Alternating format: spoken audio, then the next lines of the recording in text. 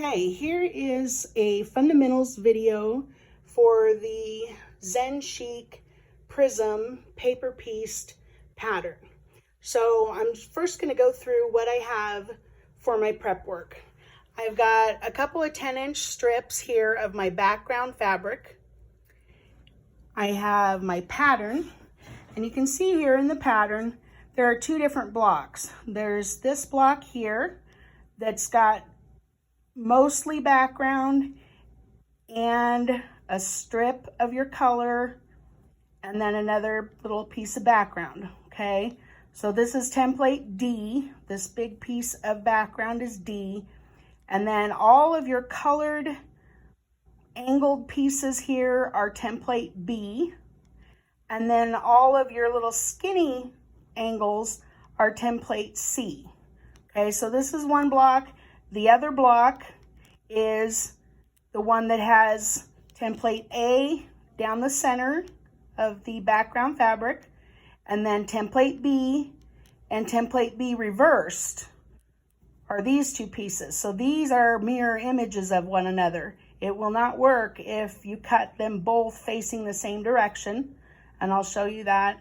And then template C on either side, C and C reversed.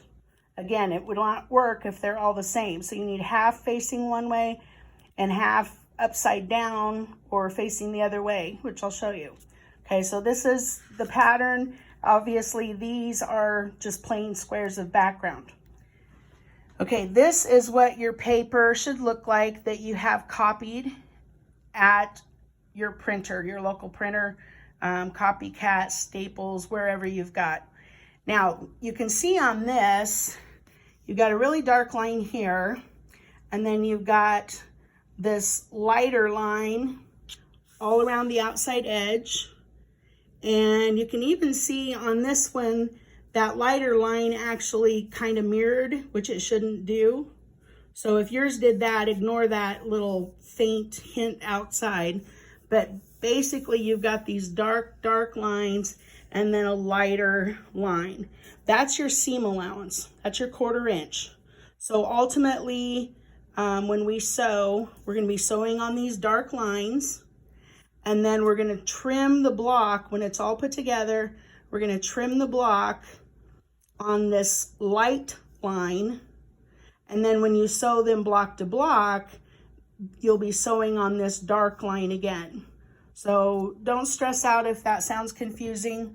Just don't trim these papers down to the edge of this line here or they're all ruined. So just leave your papers like they are, and we'll work on that in class. Okay, so then you have your plastic templates, and it tells you to utilize the pattern and to create these templates out of template plastic. So I've got template A, and you can see that's kind of a big wedge. And then I've got B, and on mine I wrote front B. And that way I know when I turn it over and it's backward that I'm getting that reverse image. And then I've got template C, and again I wrote front. I'm going to turn it over, so I'm going to have half cut this way, half cut this way. And then I've got D, and D also has front. So I'm going to do 10 of these this way and 10 of these this way.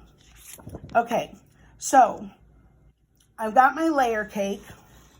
This is my layer cake. And my layer cake, or if you are using fabric from your stash, your diamond fabric, I could also call it your diamond fabric, but all of those are going to be cut from template B. Okay, so this is template B.